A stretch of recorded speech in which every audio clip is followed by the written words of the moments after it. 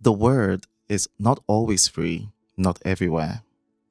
All over the world, more and more books are currently being removed from the shelves, stopped from being purchased at schools and libraries, placed in locked rooms, or destroyed.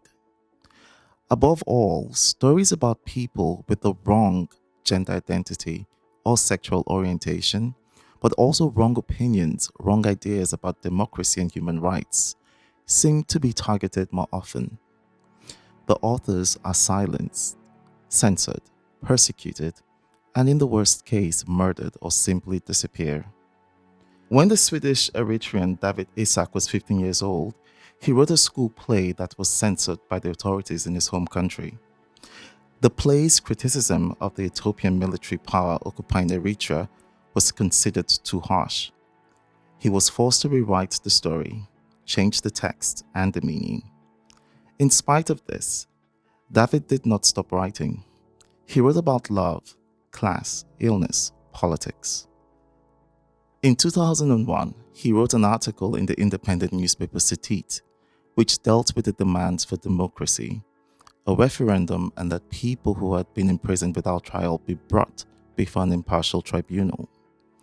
1 week later, on September 21st, 2001, David was arrested at his home in Asmara. Since then, we do not know much about what has happened to David, other than that his case is yet to be taken to court. Dawit is not alone. Through the ages, authors and other writers have been oppressed because of what they write or because of who they are. In their texts, they have challenged social and religious norms and criticized current policies. Often, it's the national government that is the oppressor, the same government who should be the guarantor of our freedoms and rights. Here in Sweden, public libraries must by law work for the development of a democratic society by contributing to the dissemination of knowledge and free opinion formation.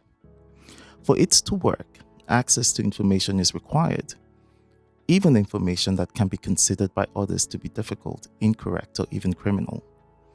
For this reason, the Malmö City Archives decided to open a Freedom of Expression library in the autumn of 2020 with the name Dawit Isaak Library.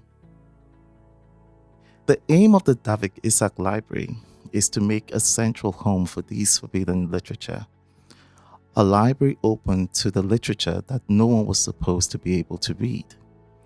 The Dawit Isaak Library is also readily accessible. You do not need any prior knowledge, but when you leave here, you will hopefully know more about freedom of expression, artistic freedom, and human rights.